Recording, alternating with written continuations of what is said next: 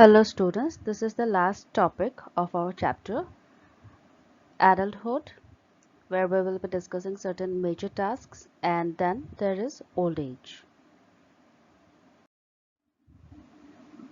Adulthood. The term adult comes from the same Latin verb as the term adolescence, adolescer, which means to grow to maturity. However, the word adult is derived from the past participle of that verb, which forms adultus. That means grown to full size and strength or matured. So adults are therefore individuals who have completed their growth and are ready to assume their status in society along with other adults. An adult is therefore generally defined as someone who is responsible, mature, self-supporting and well integrated into society. There is a variation in developing these attributes which suggests that there is a shift in timing when an individual becomes an adult or assumes adult roles. Some people take up jobs along with their college studies or may get married and not pursue their studies. Others may continue to live with their parents even after getting married and being financially independent. The assumption of adult roles is directed by the individual social context, and the best time for some of the most important life events might be quite different in different cultures, but within a culture there is similarity in the course of adult development. Now here adulthood has also some subdivisions. Alright, since adulthood it is also that years where it is quite longer enough. Okay, the span of adulthood it is long. So that's the reason why there are subdivisions. We have early adulthood, middle adulthood and late adulthood or the old age. Early adulthood it extends from age 18 to approximately age 40 when physical and psychological changes which accompany the beginning of the loss of reproductive capacity appear. Okay, then there is middle adulthood. Middle adulthood, also known as middle age, begins at 40 and extends to age 60 when both physical and psychological decline become apparent in the average person. And lastly, we have late adulthood, which is also known as old age. So late adulthood or the senescence or old age, it begins at 60 and extends to that. Now let us see some of the characteristics of early adulthood. Number one, early adulthood is the settling down age. It has been said that childhood and adolescence are the periods of growing up and that adulthood is the time for settling down. In past generations, it was assumed that when boys and girls reached the age of legal maturity, their days of carefree freedom were over and the time had come to settle down and assume the responsibilities of adult life. That meant settling into a line of work that would be the man's career for the rest of his life, while the young woman was expected to assume the responsibilities of homemaker and mother. That is, responsibilities which would be hers for the remainder of her life. Today, it is recognized that settling down too early is often laying the foundations for discontent because of too early choices of careers or life mates. Consequently, young men try out different lines of work to see which meets their needs best and which will bring them lifelong satisfaction. Now, while trying out different lines of work, many young men also try out different women to find out if they have the qualities they want for a lifelong spouse. Alright, in the same way, young women of today go through the trying out process before they are willing to consider settling down. So they take jobs to see if they prefer working to marriage or if they want to combine work with marriage. So they date and or go steady with different men before they decide on the one they believe will make a satisfactory life mate. So this trying out of different life patterns and different individuals to share their life patterns takes time, and consequently young adults today usually start to settle down later than their parents did and much later than their grandparents did. The average adult of today has chosen a lifestyle and an individual to share that lifestyle by the early 30s, though many do so before then. Alright, so that's how early adulthood is the settling down age. Number two, early adulthood is the reproductive age. Reproductive age. So, parenthood is one of the most important roles in the lives of most young adults. So, those who were married during the later years of adolescence concentrate on the role of parenthood during the 20s and early 30s, and some become grandparents even before early adulthood ends. And those who do not marry until they have completed their education or have started their life careers do not become parents until they feel that they can afford to have a family. And this is often not until the early 30s. And also, if women want to pursue careers after marriage, they may put off having children until the 30s. So, for them, then only the last decade of early adulthood is the reproductive age. So, for those who begin to have children early in adulthood or even in the closing years of adolescence, have large families, all of early adulthood is likely to be a reproductive age. Number three, early adulthood is the problem age related to adjustment in life. The early adult years present many new problems, which is different in their major aspects from the problems experienced in the early years of life. So, young adults have been confronted with many problems that they are totally unprepared to cope with. While they are now able to vote, to own property, to marry without parental consent, and to do so many things young people could not do when the age of legal maturity was 21 years, there is no question about the fact that this newfound freedom is creating unforeseen problems for the youthful adults and often for their parents too. So the adjustments to the problems of adulthood have been intensified by the shortening of adolescence, which has given individuals less time to make the transition from childhood to adulthood.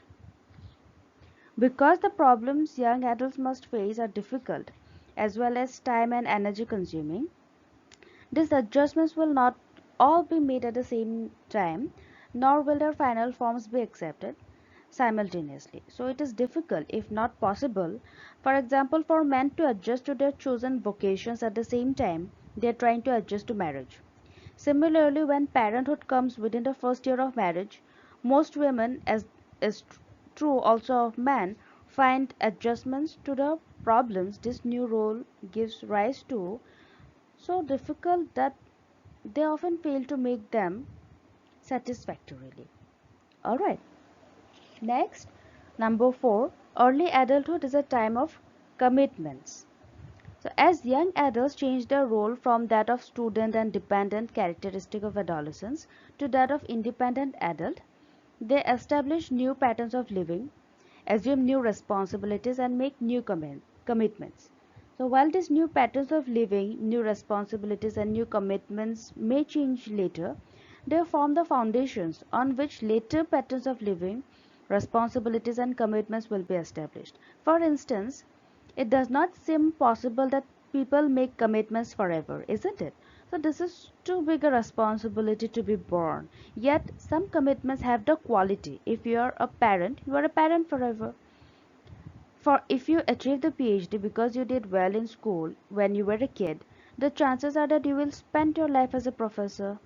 Getting the point? Next, number 5, it is the time of adjustment to new lifestyles. So, of the many adjustments young adults must make to new lifestyles, the most common are adjustments to new family life patterns, including divorce and one parent families, and new vocational patterns, especially large and impersonal work units in business and industry. So, while it is always hard to adjust to new patterns of life, the adjustments young adults must make today are especially difficult because what preparation they received in childhood and adolescence was usually unrelated to or unsuited to the new lifestyles. And last, early adulthood is a creative age. So, unlike older children and adolescents who want to conform to the appearance, behavior, and speech of their age mates for fear of being regarded as inferior, many young adults pride themselves on being different and do not regard this as an indication of inferiority. Because they are no longer shackled by the restrictions placed on their behavior by parents and teachers, young adults are free to be themselves and to do what they want to do, isn't it? So, what form creativity will take in adulthood will depend upon individual interests and abilities, opportunities to do what they want to do, and activities that give the greatest satisfaction. So, some young adults find a creative outlet in hobbies, while others choose vocations in which they can express their creativity.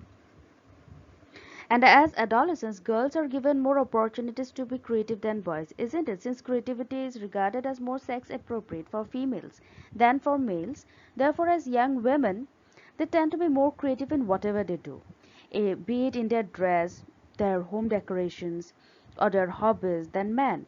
However, home duties and child care responsibilities often hamper expressions of creativity. So as a result, what happens is that when they reach middle age, women's creative achievements often lag behind those of men who earlier in adulthood were less creative than them. Okay, so these are the characteristics of early adulthood. Now let us move on to the developmental tasks of early adulthood. So in early adulthood, two major tasks are exploring the possibilities for adult living and developing a stable life structure. A transition from dependence to independence should occur. As we have already discussed in the characteristics of adulthood. So number one, it is career and work, where adults get new responsibility at work. They have to adjust with new challenging situations, and there are apprehensions regarding differences, adjustments, that is proving one's competence, performance, dealing with competition, and coping with expectations, both of the employers and of oneself. Second major task is marriage, parenthood, and family. So adults have to make adjustments while entering a marriage relation and to know their spouse and cope with each other's dislikes. Responsibilities have to be shared if both are working. Parenthood is a difficult and stressful transition in young adults. It depends on factors such as number of children in the family, availability of social support, etc. Also, death of a spouse or divorce creates a family structure in which a single parent, either the mother or the father, has to take up the responsibility of the children. So, these two are the major tasks in early childhood. Along with that, we can see some physical changes as well. So, physical changes during middle ages are caused by maturational changes in the body.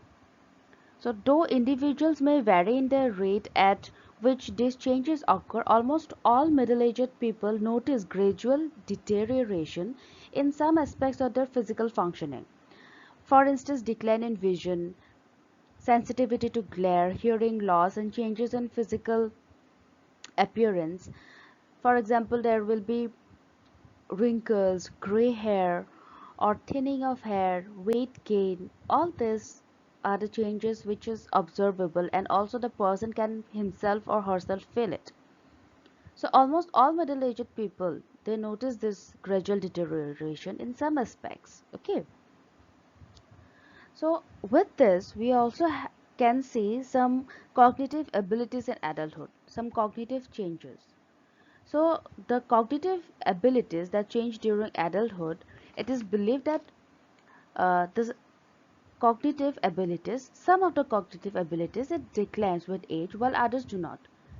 For instance, memory, it tends to show greater decline while wisdom may improve with age.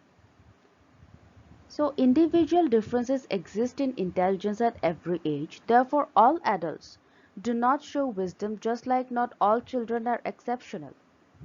Okay. So a middle-aged person can remember the telephone number immediately after she or he has heard it, but may not remember it so efficiently after a few days. So that's the reason why we are saying that memory tends to show greater decline. But wisdom may be intact. It might improve with age because of experiences. But here again, it differs from individual to individual because Of course, there exist individual differences in intelligence as well. Just like not all children are exceptional, similarly, all adults do not show wisdom. Alright, last topic is old age. So, just when old age begins, it is not easy to determine. So, traditionally, the age of retirement was linked to old age. So, old age is basically the closing period in their lifespan. It is a period when people move away from previous, more desirable periods or times of usefulness. So, as people move away from the earlier periods of their lives, they often look back on them, usually regretfully, and tend to live in the present, ignoring the future as much as possible. Age 60 is usually considered the dividing line between middle and old age. The image of old age is changing.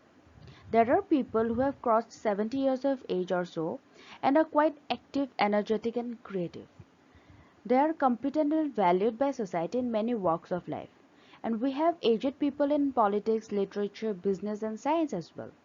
The experience of old age also depends on the socio-economic conditions, availability of healthcare, attitude of people, expectations of society, and the available support system. Okay, old age is an issue of perception. Why? Retirement from active vocational life is quite significant. Yes, age of retirement is 60. So some people perceive retirement as a negative change. It is seen that older adults who show openness to new experiences are more striving and have achievement oriented behavior, prefer to keep busy, and are better adjusted. Issues related to adjustment. Older adults also need to adjust to changes in the family structure and new roles that have to be learned. They may depend on their children for financial support and to overcome their loneliness after children have moved away. Problem of insecurity and dependence. In old age, feeling of loss of energy and dwindling of health and financial assets lead to insecurity and dependency. Of course, because now in old age, people are more fragile. They lose energy. They have dwindling of health and financial assets. These are the reasons that leads to insecurity and dependency. Of course, they are always dependent on their children or some others who are their caregivers. So Indian cultures they favor dependency of elderly on their children for old age needs caring. And there is also fear of death. This we are talking about the issues or major concerns of old age. So fear of death it is one of the major concern during old age. So in old age death is more likely to occur because of chronic diseases, natural death most probably. So the death of a spouse is usually seen as the most difficult loss. Of course, support from children, grandchildren and friends can help the individual cope with the loss of spouse, but yes, the person will have difficulty in adjustment, in adjusting himself or herself with the absence of the spouse. That problem of loneliness due to rigidity of thoughts, obsession of old memories and generation gap, old people find themselves alone. They almost feel that nobody wants to talk to me. And problem of loneliness it develops because of the fact that during old age the person's friends and those who he was surrounded with, maybe they are also no more alive. And also with the death of the spouse, gradually the person in old age will feel lonely. He or she will not have anyone to talk with. The children are busy, the grandchildren are busy, all are busy with themselves. There is no one to talk to.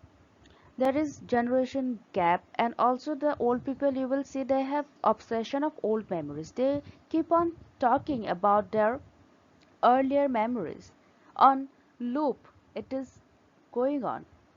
So at one point, old people find themselves alone and they feel that nobody wants to talk to me. That's the problem of loneliness during old age. So that was it. I hope you have understood. So today we have covered in this presentation adulthood and old age.